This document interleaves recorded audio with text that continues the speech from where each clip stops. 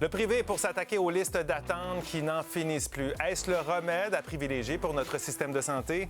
Avec Maude Goyer, Jacinthe Varel, Maître Frédéric Bérard et notre débatteur invité, le Dr Benoît Eppel, c'est parti pour 30 minutes de débat.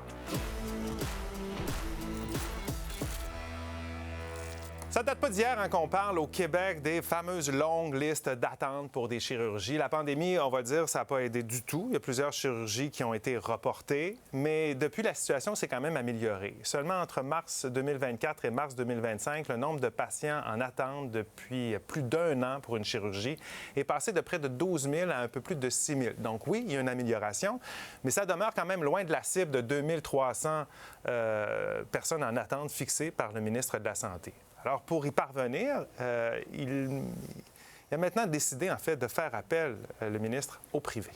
Je pense que c'est pas d'être contre le privé ou pour le privé, c'est en ce moment, avec la transformation qu'on fait, on a encore besoin du privé. Faire appel au privé pour accélérer certaines chirurgies, c'est ce que compte faire le ministre de la Santé pour réduire les listes d'attente. Dans un mémoire déposé à la fin de l'été, on apprend que Santé Québec compte mettre en place un système à 3 étapes.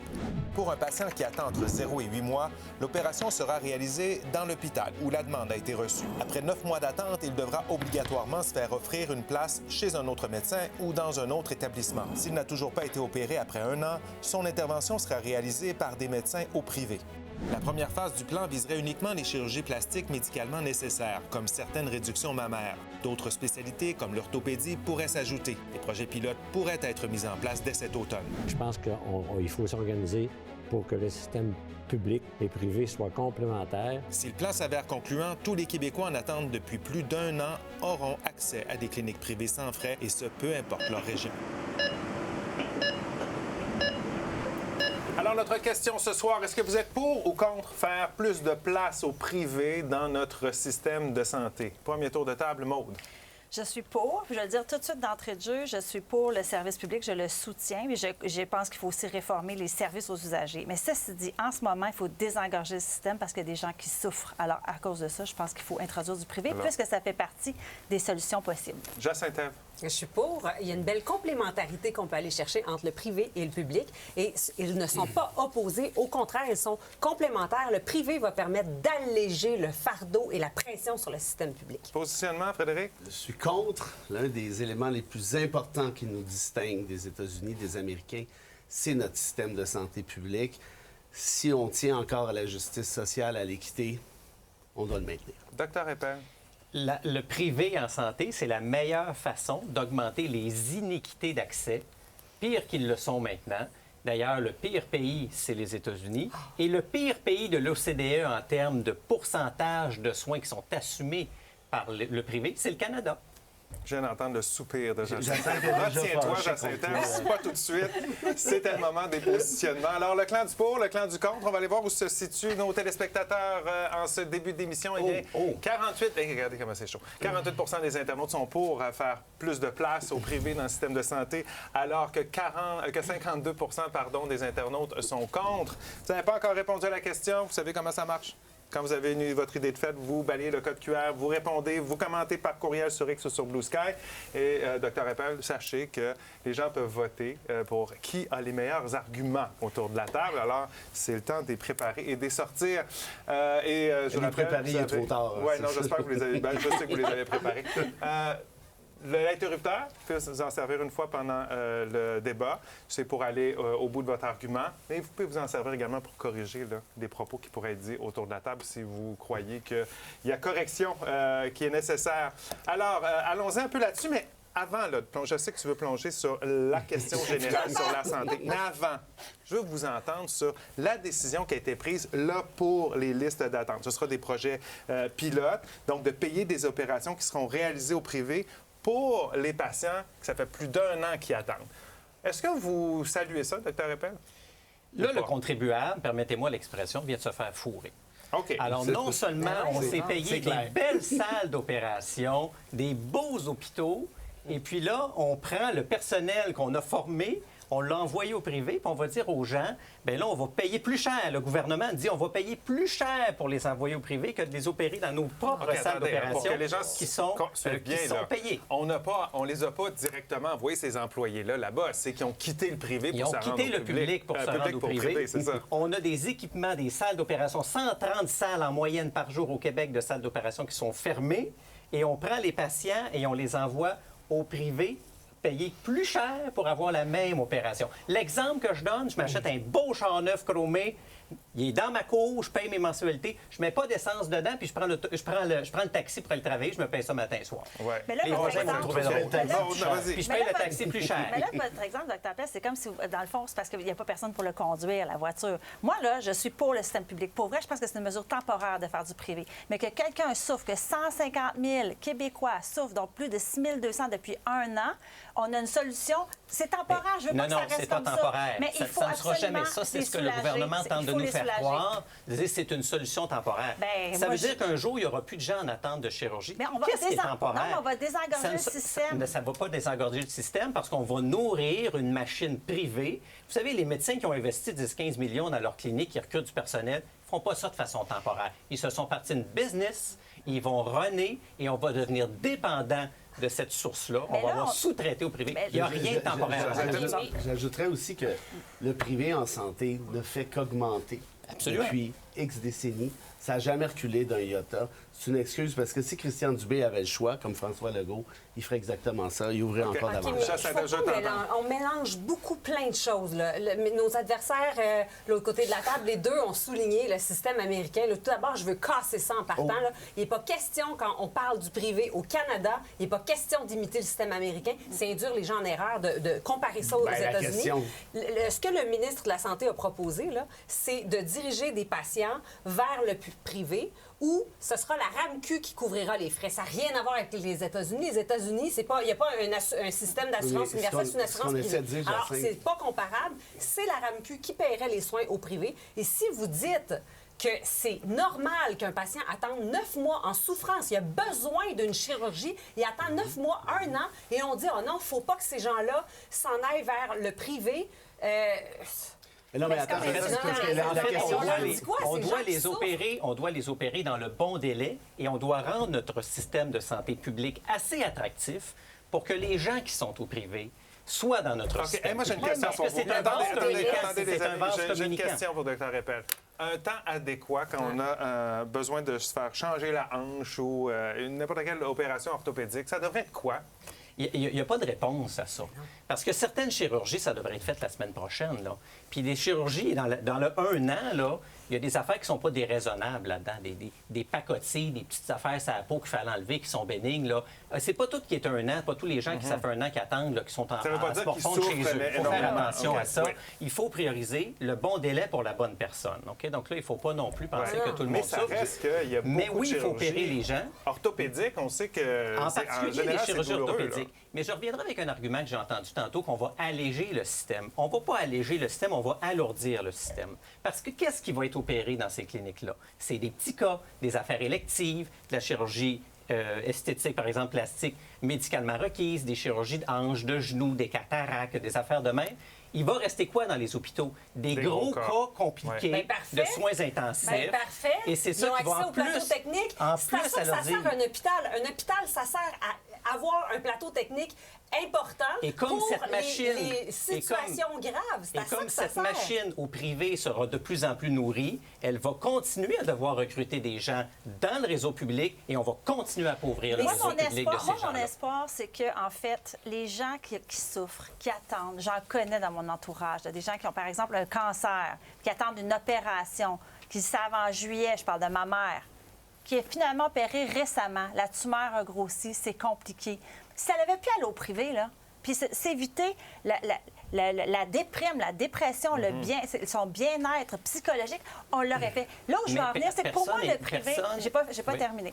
Ce que je voulais dire, en fait, c'est que je trouve ça inacceptable qu'on prenne pas cette solution-là alternative si on peut la prendre en ce moment pour le privé. Et je continue, je ne suis pas idéaliste, je soutiens le public. Mais en ce moment, ça ne fonctionne pas. On n'a pas d'inhalothérapeute, on n'a pas d'infirmière. Donc, il faut absolument aider les Québécois qui attendent et qui souffrent. C'est inacceptable. Je suis d'accord, mais ça prend un plan pour soutenir le système public. Mais faisons-le. Parce que si on fait... Mais on ne le fait pas. Parce que si on fait cette tendance-là, on va nourrir une machine qui est privée, on va en devenir 100% dépendant et ça ne sera jamais réversible.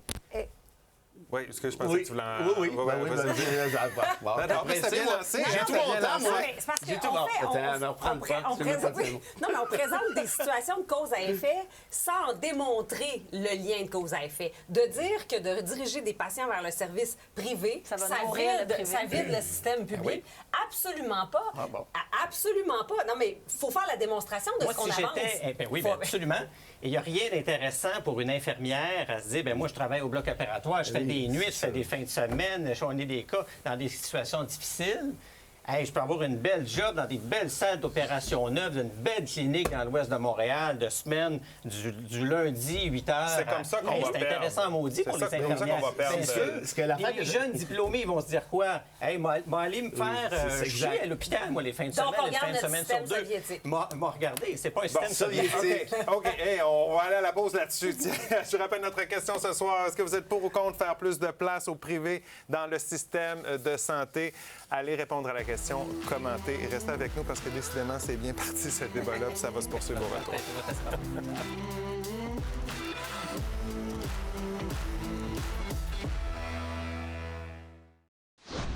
OK, on est de retour au débatteur. Notre question, je vous la rappelle ce soir, est-ce que vous êtes pour ou contre davantage de place pour le privé dans notre système de santé? On sait que le gouvernement a annoncé des projets pilotes pour que les listes d'attente diminuent, surtout pour les chirurgies, les gens qui attendent plus d'1 an. Docteur Eppel, je veux savoir, il y en a déjà, là, en ce moment, des interventions qui se font au privé, Ben oui. qui auraient dû se faire au public, Ben oui. par exemple. Ben oui. Puis il y a des gens, il y a des choses qui se font au privé où l'État paye, là, dans des cliniques que les médecins ont construites, ce qui est tout à fait correct. Ouais. Il y a de plus en plus de gens qui payent de leur poche là, pour se faire opérer, qui sont écœurés d'attendre, puis qui sortent, pas des riches, là, qui sortent 50 000 piastres de leur pécule, là, de leur petit pécule, pour se dire, je vais me faire faire mes genoux, je vais me faire ma hanche parce que j'en peux plus. Ça, c'est la place du privé. Et ça existe, ces cliniques-là. Elles sont florissantes. Chirurgie de la main, chirurgie du genou, etc. En même temps, Nommez-les. on ne peut pas reprocher aux gens qui souffrent à la maison puis qui aimeraient reprendre leur activité à aller travailler Ben non. si ont les moyens ou ils trouvent l'argent d'aller au privé pour On peut pas reprocher accélérer. ça. Mais quand on nourrit cette machine du privé, elle prend de la place, elle recrute des gens et les gens, ils vont y aller. On dénude le public. On est de moins en moins capable d'offrir des soins. Les gens attendent et se tournent vers d'autres. Ils ont raison de se tourner vers d'autres Ouais. solutions, mais c'est l'échec du réseau public qui fait que les gens Ben, se c'est tournent. ça, parce que les gens ont l'impression de ne pas avoir le service auquel ils Oui, devraient oui, avoir. ben, Ça, je comprends ça. Puis c'est pour ça que je pense que c'est important de ramener ça d'un point de vue un petit peu plus philosophique, un petit peu plus politique, un petit peu moins à relapocrate. Il y a une affaire qu'on oublie, là. C'est que si tu as accès au privé, ben, c'est parce que tu as nécessairement de l'argent. Puis si tu n'as pas accès au privé, c'est que nécessairement tu n'en as pas. Fait que la question du public-privé, c'est essentiellement une question de quoi? De justice sociale, d'équité et d'égalité. Le Canada s'est fondé là-dessus dans les années 60-70. On a une loi canadienne sur la santé qui dit aux provinces, si vous permettez de priver, là, on va vous couper vos fonds. Or, même Ottawa ne le fait plus. Donc, tout ça pour dire quoi? C'est facile de dire allez au privé, mais qui nous écoute qui a nécessairement 25 000 dans Mais ses non, poches? Ouais, mais 50 000? ça, on On parle- l'a réglé, cette question-là. Ben, moi, je l'ai C'est pas la réglé encore. La RAMQ Dans ce peut cas-ci, mais c'est très parce que- bien attends une minute. couvrir les soins de santé. Que juste préciser, là, Frédéric. j'ai compris ce bout-là. Mais la question qui est posée, c'est pas le cas d'espèce qui nous occupe en ce moment très précisément, c'est la question globale. En Est-ce qu'on devrait général. faire plus de Ouais. place au privé? Moi, ce que je vous dis, c'est si on rentre Là, ça, dans c'est cette un boîte de cas, ouais. Pandore-là, OK. ça va Terminé, se finir Frédéric. après, là. Mais Mais on on peut dit, pas- est-ce qu'on devrait faire plus de place? Mais moi, j'ai envie de te demander comment on peut faire plus de place au privé sans tomber dans cette médecine à deux vitesses, puis cette médecine de riches, puis cette médecine de pauvres. On s'assure qu'on a une offre au public et au privé qui est couverte de bord en bord par la RAMQ. C'est-à-dire que on Auquel cas, c'est permet plus une du privé. saine concurrence, privé, on ça. permet une saine concurrence Pas du privé. entre les établissements qui ont des plateaux techniques d'hôpitaux et les cliniques qui vont se développer dans le privé. Mais tout ça, ça coûte pas plus cher au privé si on oblige les médecins à facturer les mêmes codes de RAMQ que dans le service public. Ben là, on s'entend Et là- pas sur la Mais question on parce que s'entend pour moi, pas c'est sur pas la du question. privé. Ben Ça- oui, c'est du Mais non, c'est pas du privé. privé. C'est une Moi, forme je prends d'offre privée l'exemple. dans le- Je prends l'exemple des médecins de famille. tous les médecins de famille, sauf ceux qui sont en CLSC, qui travaillent dans une clinique en haut de la pharmacie, c'est ça. Ils travaillent dans une clinique privée qui gère à leurs frais, puis ils facturent à la RAMQ. C'est pas de la médecine privée, c'est pas de ça dont on parle. Ben oui. Pas nous deux, en tout cas. On va juste tenir compte des faits. Là. La réalité mondiale, les meilleurs systèmes de santé dans le monde, ça existe, cette forme d'ouverture au privé, où il y a une cohabitation et où... En fait, les systèmes de santé dans le monde où ça fonctionne, c'est que les gens ont une couverture santé universelle de l'État et se payent des assurances privées pour certains services. Mais ça, on ne parle pas de la même chose. Là. Oui, oui. Donc ça, c'est une façon la même chose. d'avoir de la médecine privée et publique. Oui, mais là, encore là, il faut avoir les moyens. Même dans les pays scandinaves, ça existe, ça. Mais là, la question ici, c'est est-ce qu'on vise des cliniques qui te facturent directement sans passer par la RAMQ? C'est pas ça la question. La question, c'est pas ce que vous voulez Michel, c'est quoi la question? La question est très large. Je m'excuse, ça existe, ce dont on parle, une couverture de soins de santé universelle via des cliniques privées ou publiques. Et le service coûte la même chose parce que les médecins sont payés de la même façon, c'est-à-dire qu'ils font des actes facturés à la RAMQ. Et nous, comme contribuables, on va vers le service qui nous convient le mieux. Et là, ça crée une concurrence. Tout ce qu'on dit depuis le début, nous, c'est pas à partir de cette question-là. C'est pas à partir de ça parce que 90 des médecins de famille travaillent là-dedans depuis 50 ans. C'est pas de ça dont on parle, c'est pas ça qui va augmenter. Puis la majorité des consultations auprès d'un spécialiste au Québec, c'est dans ces cliniques-là. C'est pas de la médecine privée. Mais là, à ce moment-là, ce que le gouvernement c'est à la limite de la sous-traitance où on dit à des médecins, vous êtes le propriétaire de la bâtisse, on paye pas le plateau technique, on vous donne l'argent, c'est de la sous-traitance. C'est pas de la médecine privée. Là, ce que le gouvernement annonce avec ces projets pilotes, c'est de la sous-traitance. Exact. C'est une forme de sous-traitance. Mais pourquoi on devrait aller vers ça, Maude? Moi, je trouve ça intéressant parce que quand on sait qu'il y a 563 salles d'opération puis qu'il y en a 30 qui ne fonctionnent pas, puis que ceux qui fonctionnent, ils fonctionnent dans 25 fonctionnent à plein régime, il y en a 75 que non. Moi, je m'excuse, mais de dire à des patients, prends tes Tylenol, prends tes Advil, peut-être deviens accro à tes opioïdes parce que tu as mal à la hanche, parce que tu n'as plus de qualité de vie, tu n'es plus capable de promener ton chien, tu n'es plus capable de travailler, tu n'as plus de vie de famille. Puis on dit, mais va pas au privé, par exemple. Non, ça c'est non. Parce que on veut préserver le système de santé publique. Par contre, je veux que ça soit payé par Santé Québec ou par la RAMQ. Là, je suis pas en train de dire que je veux une injustice sociale. C'est pas ça que je dis. Je répète que je soutiens le réseau public. Mais en ce moment, il faut désengorger puis il faut soulager les Québécois. Pourquoi c'est si difficile de remplir les plateaux techniques dans notre système public depuis tant d'années? Parce que ce qu'on entendait, là, c'est « Hey, les médecins spécialistes, là, on est prêts. Là. Nous, c'est pas nous qui annulons les chirurgies. Là. Ça prend des gens parce que même si c'est un chirurgien, s'il est seul, il ne peut pas faire grand-chose. » L'exemple de la chirurgie plastique, elle est merveilleuse. Les chirurgiens plasticiens qui font des additions mammaires au privé et ceux qui opèrent à l'hôpital pour des raisons médicales, c'est les mêmes. Ils font les deux. Bien, imaginez-vous donc que moi, dans ma région, si je réfère pour une raison médicalement requise à un chirurgien plasticien pour un tunnel carpien, par exemple, le patient va attendre 2 ans.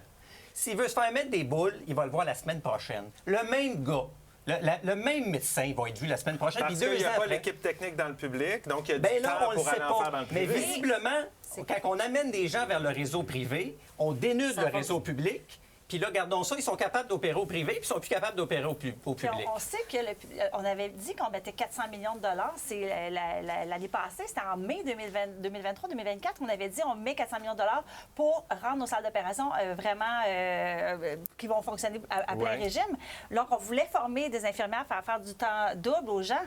Mais ça n'a pas fonctionné. Comment ça se fait que ça n'a pas fonctionné, cette mesure-là? Bien, je pense qu'on s'entend tous sur un constat que le système public ne fonctionne pas. Alors, on ne peut pas s'entêter à dire, il faut continuer dans le système qui ne fonctionne pas. Ta réponse, c'est d'aller au privé. Moi, la mienne, c'est d'investir intelligemment. Un de mes constats qui est partagé par plusieurs médecins spécialistes dans les hôpitaux, c'est qu'il y a trop de couches de gestion. Les directions de soins infirmiers débordent d'infirmières qui sont affectées à des tâches cléricales, administratives, bureaucratiques. Les infirmières sont plus affectées à du travail du lundi au vendredi de jour qu'aux soins. La gestion est vraiment différente. OK, attendez. Donc, on arrête ça. Docteur Repel, on arrête ça. Il faut aller à la pause parce qu'à un moment donné, on va se faire couper complètement. Commentaire de Mario. Il dit qu'il est pour. Mon expérience de gestionnaire au sein d'un organisme public m'a permis de constater les limites. Le privé, en complément ou même en compétition avec le public, c'est globalement plus performant. Alors, on s'arrête quelques minutes, attendre une pause au retour d'autres commentaires. On va voir si l'aiguille a bougé ce soir.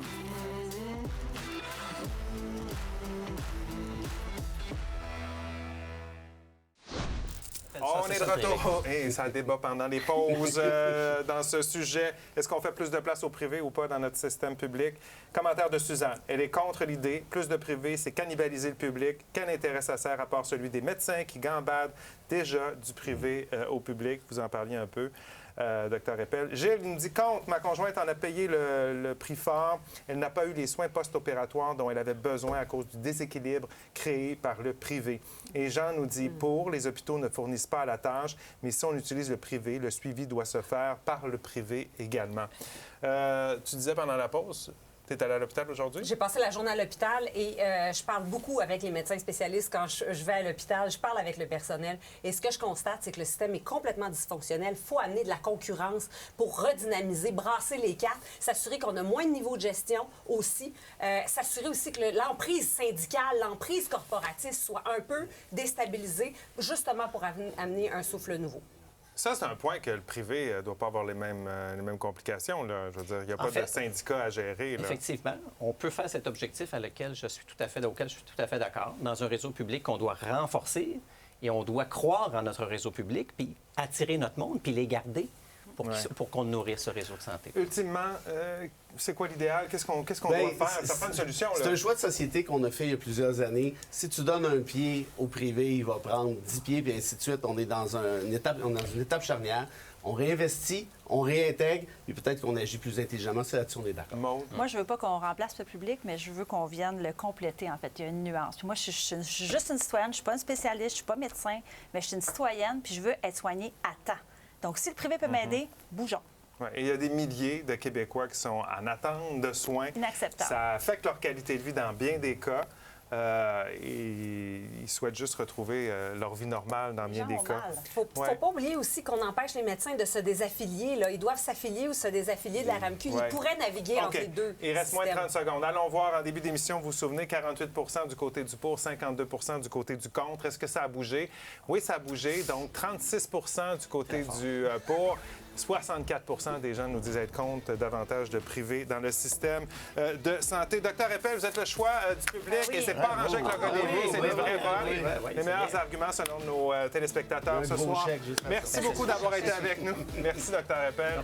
Au plaisir, vous reviendrez. Bye bye, bonne nuit, on se retrouve lundi.